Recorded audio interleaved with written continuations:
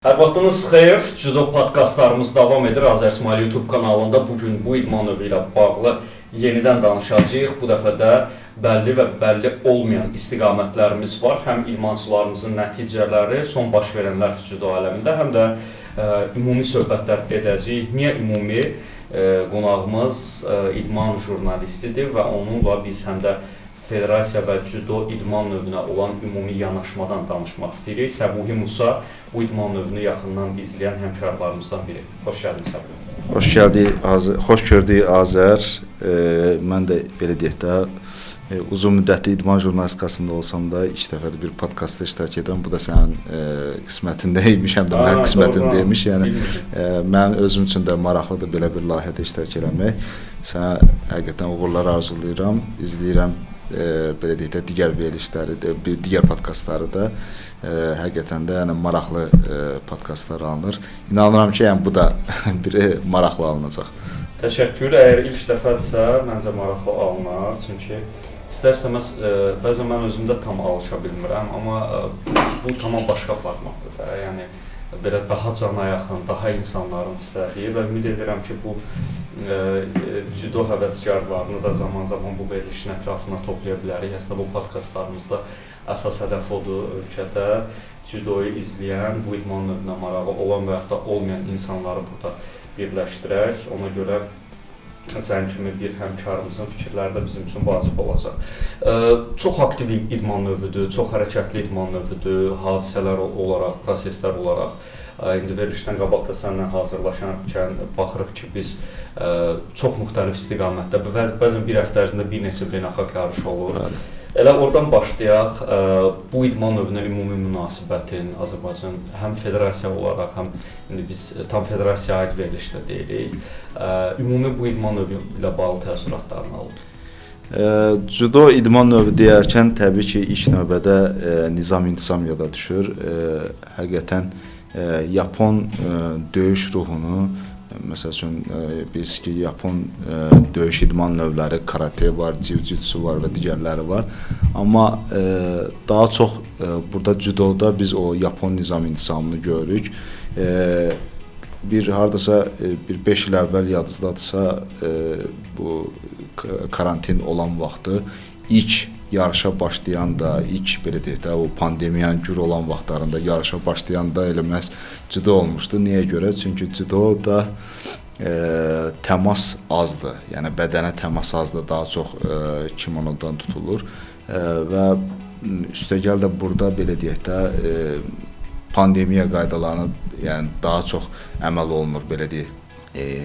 Qeyd etdiyim kimi də yəni ələ toxunmaz falan azdır. Digər idman növlərində məsəl üçün bəlkə də daha çoxdur, amma burada həm də judonun özünün sistemi elə çox yaxşı qurulubdur. Yəni adam belə həsəd aparır. Məsələn güləşdə də hətta o yoxdur. Güləş indi bizdə ən uğurlu idman növü sayılır. Belə yəni ən nəvi idman növümüz kimi. Amma baxırıq ki, müqayisədə judoda daha yaxşıdır o məsələlər, təşkilatlanma yaxşıdır, yarışların keçirilməsi baxırsan ki, bəlkə də mən deyim ki, indi kollektiv idman növləri ilə müqayisə eləmək nə dərəcədə düzgündür deyə bilmərəm. Məsələn, fərdi idman növlərində bir nömrədir judo, yəni təşkilatçılığı çox əladır baxırsan. Mən məsəl üçün belə uzağa getməyək, elə bu yaxınlarda Serbiyada Zlatibor şəhərindəki yarışda olmuşdum, gimnaziyada 15 yaşadakı idmançıların yarışı. Orada məsələn, oranın təşkilatçılığı bərbad idi. Yarışın ümumiyyətlə təşkilatçılığı bərbad idi. Onda hardasa başa düşmək olar ki, 15 yaşadakı idmançılar idi. Amma 100% biləm ki, Azərbaycanda keçirilsəydi daha yaxşı keçirilərdi. Amma məsələn, sırf judo yarışında isə, yəni digərlərindən fərqli. Judo yarışında baxırdın ki, hava biraz başqadır. Orada belə yəni hiss olunurdu ki, judoya bir ayrı diqqət var. Düzdür, orada da məsəl üçün çəkilərlə bağlı bizim komandamız yəni yanlış anlaşılma olmuşdu. Biraz aşağı yaş qrupu idmançılar bizdən getmişdilər və nəticədə bizim idmançılar biraz özlərindən bir yaş böyük idmançılarla qarşılaşmalı olmuşdu. İndi bu anlaşılmazlıqdır, amma ümumilikdə təşkilatçılıq baxımından yəni super idi. Yəni məsəl üçün deyək, yarış vaxtı mən məsələn karate yarışında da olmuşdum. Orada istənilən adam belə deyək də tatamiyə çıxa bilərdi. Amma burada belə bir şey yox idi. Yəni kənar bir müdaxilə ola bilməz. Sırf ancaq media akkreditasiyası olanlar çıxa bilər, ola istisna təbii ki. Amma belə baxırsan ki, yəni cüdoda həqiqətən fərqli ab-hava var. Yəni o hiss olunur. Digər təbii ki, beynəlxalq yarışlarda ilə Azərbaycanda keçirilən yarışlarda da, məsəl üçün bu yaxınlarda Azərbaycan çempionatı keçiriləndə də biz gördük ki, yəni sanki bir dünya çempionatı kimi keçirilir, yəni çox yaxşı keçirilir. Bizdə də yəni o beynəlxalq standartlar artıq Azərbaycanda daxili yarışlarda hələ tətbiq olunmağa başlayır. Razıyam o mövzuyu da. Biz indi bir neçə verilişdə artıq çəkirik və bu istiqamətdə çox danışırıq. Ümumiyyətlə illərdir müşahidə edirik. Bəzən biz keçən dəfə Rəşad Rəsullu Cüdo Federasiyası başladı, buradaydı, ondan da soruşdum ki, bu Beynəlxalq Cüdo Federasiyasında necədir? Yəni bir şəxsə mi bağlıdır, yoxsa ümumi bir sistemdir mi? Məsələn, digər idman növlərində görürük ki, hansı Beynəlxalq Federasiyada rəhbər olan şəxsə bağlı çox məsələlər var. Yəni, elə bir situasiyalar olur ki, məsələn, güləşin, nə bilim, boksun taliyə belə bir də görsən, sual altına düşür də biz nümunələr görürük bundan, amma cüdoda tamam əksinədir və indi çox maraqlıdır ki, mən özüm də bir-iki səfərdə olmuşam federasiyanın dəstəyindən olmuşduq beynəlxalq yarışda. Hansı ölkədə keçirilsin, hansı ölkədə istənilən şəraitdən asılı olmayaraq yarışlar, təşkilatçılıq həmin o bəlli səviyyəni, standartları qoruyur və çox maraqlıdır ki, bunu necə eləyirlər də. Və burada da əsas məsələ kommersiyadır yəqin ki, o barədə də Beynəlxalq Cüdo Federasiyasında ən azından problem yoxdur. İndi bu uzun mövzudur, bundan danışaraq. Elə burada yola çıxaraq Avropa kubokunu bəlkə müzakirə edə bilərik. Kuba da keçirildi və regionda bu cür yarışın keçirilməsi də bizim üçün çox önəm kəsb edir və kifayət qədər də yaxşı görünürdü. Mən o iştirak edilməm, amma yaxşı görünürdü ümumi turnir olaraq da birinci deyil bu. Bəli, əvvəllər də Azərbaycanda yeniyetmələrin Avropa kuboku keçirilib, amma əvvəllər Göygöl şəhərimizdə keçirilirdi. Yəni, niyə Göygöl yox, bu dəfə niyə Quba? Yəni, bu sual verilə bilər. Mən elə hər zaman belə insanların bəlkə də görmədiyi və yaxud görmək istədiyi məsələlərə toxunmağa çalışmışam. Dərhal elə sən qeyd etdiyin Rəşad Rəsullu ilə əlaqə saxlamışdım. Yox, daha doğrusu təzə əməkdaşları Elmarla əlaqə saxlamışdım. Yəni o da təbii ki, yəqin ki, rəhbərlikdən fikir öyrənmişdi. Bir müddətdən sonra qayıtdı ki, səbəbini izah elədi ki, Göygöldə bilirsiniz ki, bu MDB oyunları olacaq. Cüdo da səhv etmirəmsə elə orada olmalıdır, Göygöl Olimpiya kompleksində. Orada təmir işləri gedir. Məhz o səbəbdən, yəni təmir işləri olduğu üçün bu dəfə Qubaya salıblar.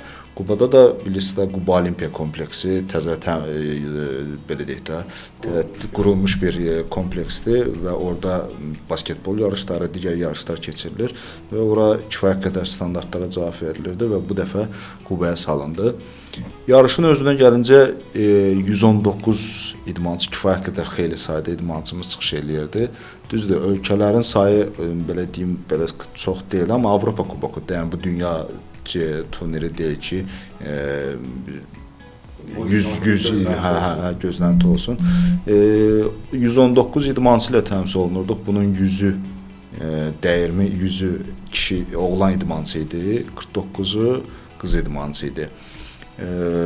Bunlardan da yəni əslində mən daha çox təbii ki, medal gözləyirdim. Amma indi bir şey də var ki, hər çəki dərəcəsində elə demək olar ki, medallarımız oldu da, yəni bu yəni normal bir şeydir. Yəni 149 idmançı zaten medal qazana bilməz, çünki medalların sayı ilə o qədər deyil. 3 qızıl, 6 gümüş, 9 bürünc. İkinci yer çıxdıq biz. Birinci yeri Beynəlxalq Cüdo Federasiyası belə deyək, bayrağı altında çıxış edən Rusiya idmançıları çıxış tutdu.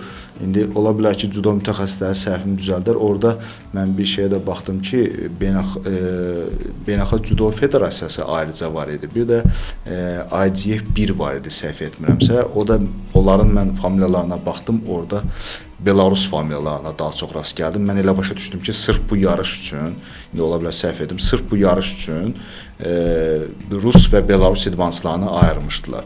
Çünki kifayət qədər Rusiyalı idmançı gəlmişdi. Mən elə başa düşdüm onunla əlaqədar ayırmışdılar və onunla belə, yəni ruslar sonda indi rus deməyək, o Rusiya bayrağı altında çıxış eləmirdilər təbii ki.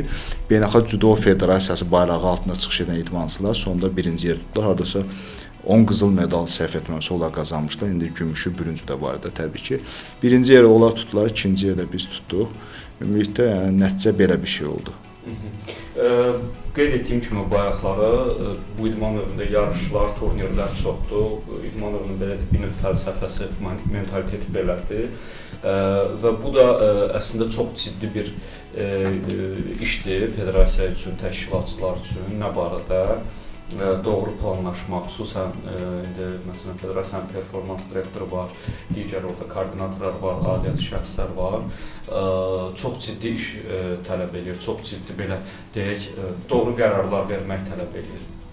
Və bu istiqamətdə biz gördük ki, bu həftə böyük təbilkələrə fərqli yanaşma var idi. İndi detallarına sən qeyd etdiyin kimi mən də məlumat deyiləm, amma xanımlarımız Qazaxstanda idi, böyük təbilkədə. Düşənbədə isə başqa bir heyət yollanmışdı. Demək olar Avropa çempionatında olmayan idmançılar da deyə bilərik buna və kifayət qədər maraqlı nəticələrlə yadda qaldıq. Azərbaycan finalı var idi Düşənbədə və o da çox gözəl mənzərəyə şahid olduq deyə bilərik. Orada yaxşı səhnələr var idi. Orada dostluqlarını idmançılarının göstərməsi, finalda iki Azərbaycanlının kürək-kürəyə o tatamini çiyin-çiyinə tərk etməsi və s. çox belə rəngli kadrlar idi deyə bilərik. Elcan və Vüqar Talıbov dueli elə oradan başlaya bilərik məncə bu idmançılar haqqında və bu final haqqında. Ümumilikdə yarışda danışa bilərik. Bəlkə bir yerdə. Hə, bildim. 2 qızıl, 2 gümüş. Elcan əslində bu sonuncu Montenegro paytaxtı Podgoricada keçirilən Avropa çempionatında iştirak eləmədi. Yəni o baxımdan bizim komandanın liderlərindən biridir. Yəni onun hardasa bir motivasiyası hardasa var idi ki, yəni sırf yəni bu yarışda birlikdə medal qazansın. Və həmin çəkinin də mən elə başa düşürəm ki, elə açıq favoritlərindən biri idi. Amma sadəcə Vüqar Talıbovla finala çıxması yəni biraz gözlənilməz oldu və çox sevindirici hal idi ki, yəni finalda iki Azərbaycanlı idmançı üz-üzə gəldi və ən nəhayətində yəni söhbət kimin qalib gəlməsindən getmir. Yəni orada o verilən mesaj, o qalib gələndən sonra yəni Elcanın Vüqarın əlini, Vüqarın Elcanın əlini qaldırması, yəni bu əslində bir maraqlı bir görüntü idi. Yəni o demək ki, yəni, kim qalib gəlir, gəlsin istənilən halda, yəni qızıl da bizimdir, gümüş də bizimdir. Amma biz əvvəlki dövrlərdə çox belə böyük judo əfsanələrimizdən bunun əksini görmüşük. Hə. Məsələn, Elxan Məmmədov, Elmar Qasımov. Bəli, yəni çox qəşəng. Mənada Rüstəmlə Hidayətdə də olub. Hə, düzgün vurğuladın. Yəni bir-birlərinə rəqib kimi, mətbuatda ola bilər ki, deyə bilərlər ki, yəni dostluq falan, amma bunu da hardasa yəni belə başa düşmək olur. Müəyyən mənada ki, yəni bəlkə də nə bilim evə gedəndə deyirlər ki, o səndən zəif idi, sən necə oldu, uduzdun falan, belə bir şeylər deyirlər, sən dediyin kimi təzyiq olur. İstərsiniz biraz rəqibinə qarşı Azərbaycanlı olsa da bir qısqanclıq formalaşır, amma burada yəni biz onu görmədik. Bəlkə də nə bilim Elcanla Vüqar hər dəfə finalda qarşılaşmırlar. İndi əzəli rəqib olsalar biz yenə onu görə bilərik bəlkə də. Onu heç kəs deyə bilməz. Amma mən yəni yadıma gəlmir ki, bu iki şəxs hansısa bir beynəlxalq yarışın finalında qarşılaşsınlar. Məncə belə bir şey ilk dəfə idi olurdu və bu da yəni kifayət qədər yəni dostluq mesajı verdilər. Məncə hamı tərəfindən də yaxşı qarşılandı. Balabəyə də qısa toxuna bilərik ki, Balabəyə də qızıl medal qazandı. Yəni əslində yəni qarşıda bizi gözləyir Veteranların Avropa çempionatı. Bayaq danışdıq. Düzdür, ona qədər biz yəqin ki bir podkastda çəkərik, amma qısa da olsa istəyirəm yavaş-yavaş o istiqamətdə də bir müzakirə aparaq. Veteranların Avropa çempionatından gözlənilən nə də bu cür yarışların əhəmiyyəti. Veteranların Avropa çempionatı deyərkən hər zaman bizim veteranların qızıl, gümüş, bürünc medallarla gəldiyi yarış yada düşür. Yəni tək Avropa çempionatı yox, elə dünya çempionatı. Yəni bu yarışlarda Xüsusən yəni mən məsəl üçün elə bura gəlməmişdən əvvəl veteranların siyasına baxanda birinci gözüm axtarır Fərhad Rəcəblini. Çünki adam 65 yaşında, yəni əfsanədir, yəni 65 yaşında 12 qat dünya çempionu olmaq. İndi bu 12 qat dünya çempionu olmağını deyirəm. Bunun mən Avropa çempionluğunu saymıram da. İndi nə qədərdir bilmirəm. Bəlkə də özü bilər 100%, amma yəni mən onu gərək dəqiqliklə baxaq. Amma yəni sonuncu dəfə Los Ancelesdə, yəni keçən ilin sonları idi da, dünya çempionu oldu. Və başqa idmançımız da Mərdan səhv etməmsə Qədirov o da dünya çempionu olmuşdu, səhv xatırlamıramsa. Yəni 35-ə yaxın hardasa bir idmançı heyətinə, kifayət qədər böyük heyətlə gedirik. Yəni zaten Rigada, yəni belə deyək də çox uzaqda deyil, bu dəfə onu başa düşmək olar. 35 yaxın Zülfiyə Hüseynova var, yeri gəlmişkən, keçmiş idmançılarımızdan, məşhur şəxslərdən. Fərhad Rəcəbli var və bir 35 yaxın idmançı ilə gedir və əminəm ki, oradan biz çoxlu sayda bir medalla qayıdacağıq. Artıq həm də Fərhad Rəcəblinin Avropa çempionu olacağını heç kəs şübhə eləmir. Yəni zədə falan olmasa təbii ki, yəni inanırıq ki, oradan da yəni qızıl medalla qayıdacaq. Ləyət Səbuy, bizim mövzular çoxdur. İndi biz növbəti podkastlarımızda artıq mütəmadi hal aldığı üçün belə deyək. Sir kimi saxlamısan desən mövzuları. İstəyirəm ki, onları növbəti podkastlarımızda müzakirə edək. Detalları da hansı idmançı ilə, hansı adlarla bağlı. Bugün jurnalist qonağımızsa, mətbuatçısı qonağımızsa biraz da bizim tərəfdən görünən məsələlərə toxunaq. Federasiya ilə bağlı, idmançılarla bağlı, həm başına gələn maraqlı hadisələrdən ola bilər, həm ümumiyyətlə bugün açığı müxtəlif situasiyalar var da. Federasiya mətbuatdan işləməyə çox maraqlıdır, çox yaxşıdır hər şey. Özlərinin PR komandası baxırsan, əla işlər görürlər. Xüsusən son vaxtlar çox bəyənirəm o bəzi multimedia layihələrini, Avropa Kuboku olsun, böyük tədbiq olsun, əla orada materiallar yayımladılar filan. Həm də biraz bilmirəm, sanki daha uzağıq, idmançılarla təmas daha azdır. İndi bilmirəm, orada qorumaq üçün də yəqin ki, idmançıları bəzən böyük yarışlardan sonra əvvəl görüşə bilmirik, müsahibələr olur, olmur. Düzdür, indi məsələn, böyük təbliğadan sonra mən bizim ARP TV üçün hardasa bir 3-4 idmançıdan müsahibə aldım, mətbuat xidməti vasitəsilə. Kim nəticə qazanmışdırsa, hamısından müsahibə aldım. Amma biraz bilmirəm, yəni təəssürat necədir, sən də onu almaq istəyirəm. Məsələn, olimpiya çempionumuz var, 2 olimpiya çempionumuz. Tam istədiyin kimidirmi bu, onların mətbuatla münasibətləri olsun vaxtı ilə, məsələn, Hidayətin olurdu çəkişmələr. Bununla bağlı sənin fikirlərin, pozitiv və negativ məqam.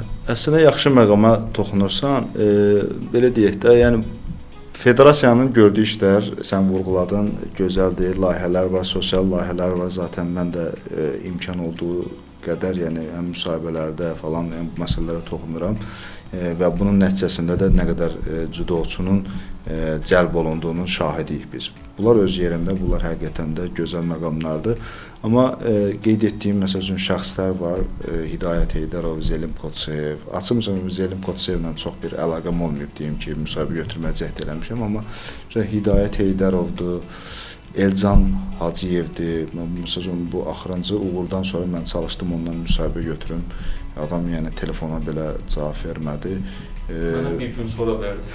Veribsə, onda bəxtli şəxsən. Amma başqa bir həmkarımız da var ki, hansı ki, daim cüdodan yazır. Bildiyimə görə o da müsahibə götürmür. Çünki ən azından axtardım həmin müsahibəni və yəni bildiyimə görə o da götürə bilməyib. Yəni demək istəyirəm, ola bilər ki, Elcanla bağlı yanılım, amma ümumilikdə yəni Hidayət Heydərovla bağlı, məsəl üçün, mən rastıma cüdoçularla da var. Bir çox idmançılarımızda var. O nəticədən sonra yaxşı və pis olmasından asılı olmayaraq tapa bilmirik.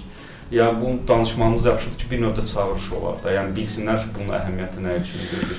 məlumat, ən az maarif. Deyim ki, ulduzlaşmadır, mən inanmıram. Çünki federasiyadakı elə adamlar işləyir ki, yəni onlar inanmıram ki, həmin şəxslərin yəni ulduzlaşmasına imkan versinlər. Yəni çünki biz bilirik ki, özünü ulduz kimi aparan insanlar olub yığmadan kənarlaşdırıblar. Ad da çəkə bilərəm. Kəramət Hüseynov, özə bilirsən ki, o Elnur Məmmədlinin bacısı oğlu idi. Yəni ona baxmayaraq, yəni görürsüz ki, yəni yığmadan kənardadır. Elmar Qasımov sosial şəbəkələrdə düzdür, bu axırıncı yarışa gedib Qoridəki Avropa kubokuna. Orada da yəni ora bilirsiniz ki, yəni zaten yığmanın ikinci, üçüncü heyəti bura gedib də. Yəni baxırsan ki, yəni bu adam artıq yığmada o fəaliyyətindədir. Yəni demək istədiyim odur ki, özlərini biraz cüdo nizam insanından kənarda çəkənlər yığmadan kənarda qalırlar. Bu bir mənalıdır. Yəni ona görə yəni həmin şəxslərin ulduzlaşmasına, yəni sözümü ona gətirirəm ki, ulduzlaşmasına imkan verməzlər. Amma sən dediyin kimi, yəni bu bəzi idmançıların niyə özlərini belə aparması, yəni bu suala mən də açıq cavab tapa bilmirəm. Yəni bilmirəm, bəlkə də vaxtları olmurmu, bəlkə də həmin vaxtı çox adamlar zəng vurur onlara. Həm də federasiyada biraz bilirsən də, yəni mətbuatdan icazə alınmalıdır, bəzən belə bir məsələlər də olur. Mən çox istəyərdim ki, belə buradan elə çatdıraq fikirlərimizi, indi belə üzbəüz olanda da deyirik təbii ki, çox istəyərdim ki, yəni bəlli jurnalistlərlə hansı ki, digər idman növlərindən yazırlar da, yəni futboldan başqa digər idman növlərindən yazırlar. Yəni onlarla arada bir vasitəçi olmasın ki, yəni bu adam artıq zəng vuranda, deyək məsəl üçün Azərin adı verilsin ki, məsələn deyirəm ki, Azər adında jurnalist sənə zəng vuranda bu adamın telefonuna cavab verəcəksən. Daha məsəl üçün zəng vurun, mətbuat katibinə icazə alın falan, bu söhbətlər olmasın. Hə, zaten onsuz da digər idman növlərini işıqlandıran, elə çox sayda barmaqla sayılacaq qədər jurnalist var da. Yəni çox adam açıq etiraf edir ki, futboldan daha çox yazır. Yəni bu adamlara biz zaten ictimai siyasi sayt jurnalisti və ya show business jurnalisti deyirik ki, deyək orada bir idmansının əleyhinə işləyəcək və ya qalmaqallı bir şey. Biz zaten nəticələrdən, nəticə pisdir, pis nəticədən danışacaq, yaxşıdır, yaxşıdan danışacaq da, belə deyək. Danışmaq istəmirsə, bir kəlmə də deyə bilər ki, mən danışmaq istəmirəm, onu da yenə hörmətlə qəbul eləyə bilər. Amma cavab versin ki, yəni biz bilək ki, yəni artıq bu adamı axtarmayaq, keçək başqa bir variantı, deyək onun məşqçisini danışdıraq. Mən məsəl üçün son vaxtlar çalışıram ki, yəni o variantlara üstünlük verim. Məsələn, yeniyetmələrdə deyək, o vaxtı Xədicə Qədəşova çempion olanda, onu daha doğrusu orada onu gətirən şəxsi tapıb danışdırmışdım. Məsələn, Nazım Umbayev danışdırmışdım. Bizim həm də beynəlxalq dərəcəli hakimdir. Sonra yəni başqa məsəl üçün idmançımız çempion olan şəxsi məşqçisini tapıb danışdıram. Onlar daha maraqlı olurlar danışmağa. Çünki onlar hər deyən jurnalist olaraq axtarmır. Olan özünə də xoşdur ki, yəni diqqəti olunur, həm tələbəsi haqqında fikirlərini bildirir. Amma idmançılar biraz sən dediyin məqam var ki, o var. Bir də yenə deyirəm də, o bəzi idmançılar bəzən görürsən ki, deyir ki, federasiyanın yığma məşqçilərində də var o bəzilər ki, onlar da qınamıram, deyirlər ki, birinci mətbuatdan razılıq alın, yəni mətbuat katibindən, mətbuat xidmətindən, rəhbərlikdən razılıq alın, sonra biz danışaq. Bu da artıq biraz həm vaxt itkisinə yol verirsən, həm də ki, biraz insanı da biraz ruhdan salır. Yəni sanki yəni məni tanımırsanmı ki, yəni mən yəni qeyri-adi sual verəsi deyiləm ki, yəni hamımızın bildiyi sual verəcəm. Yəni bizim prinsiplərdə də bu rahat deyil. Bəli. Ümumiyyətlə mən son federasiya yenilənəndən sonra onu bir neçə dəfə müşahidə eləmişəm. Qurumun mətbuat şöbəsi olaraq, ümumiyyətlə qurum rəhbərliyi olaraq bu məsələdə çox da açıq deyirlər. Yəni daha çox qorumağa çalışırlar idmançıları, məsələn, idmançıları və məşqçiləri. Amma müəyyən dönəmlərdən xüsusən Richard Trautmann. Ondan müsahibə götürən adam yoxdur. O xüsusi toplanışda, mətbuat konferansları formasında eləyirlər, il ərzində bir dəfə, iki dəfə. Amma bir tərəf də var ki, indi burada tam səmimi danışırıq da. Məsələn, media əslində elə ən çox önəm verən də bu federasiya olaraq həqiqi Cüdo Federasiyası hazırda. Demək olar ikinci elə bir federasiya tanımırıq nəyə görə? Ən azı beynəlxalq təlim səfərlərdə biz təmsil olunuruq da, indi mən, sən olsaq da, olmasaq da başqa həmkarlarımız və bu səfərlər necə idman həm federasiya üçün, həm bizim üçün vacibdir görürük də. Məsələn, belə deyək də, hansı bir yeniyetmələrin dünya çempionatına gedən bir jurnalist oradan saysız hesabsız materiallar çıxarır. Bəzən olur başqa qurumlarda, başqa federasiyalarda, başqa elə federasiyanın bundan əvvəlki dönəmində bu cür səfərlər yox idi. Məsələn, mən özümdən misal çəkim də yeniyetmələrin dünya çempionatında olmuşam. Gördüm ki, necə sevinir orada məşqçilər, idmançılar ki, bunların bu uğurunu daha detallı, daha fərqli göstərirsən də. Biz orada 3 nəfər idik. Bir yazılı media, 2 yazılı media, bir televiziya. Və demək olar ki, orada baş verənləri mümkün qədər daha fərqli təqdim, nə qədər federasiya öz təqdimatı eləsə də və s. bu şeyi tamamlamır da, yəni uğurlu təbliğat deyil, belə deyil.